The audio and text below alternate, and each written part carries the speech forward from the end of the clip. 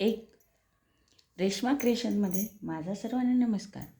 एक गरुड असतो आणि गरुडाला झाडावर ढोल बांधून त्याला पिल्लं होतात गरुडाला, आणि खाली कोंबडी असते, त्या कोंबडीला पण पिल्लं होतात.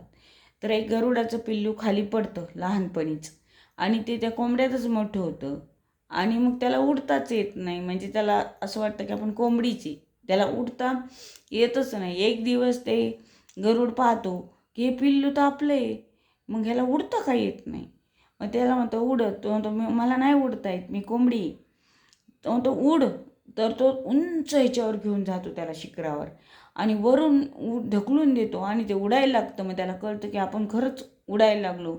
तो तर त्याला कोंबडीच समजत असतो.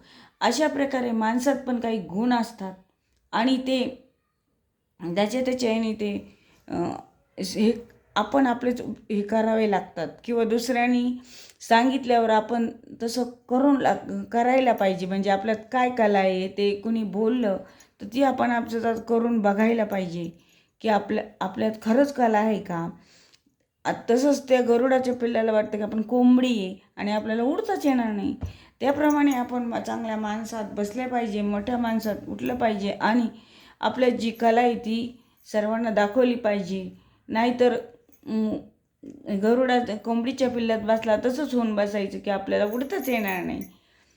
माझी गोष्ट आवडल्यास लाईक करा.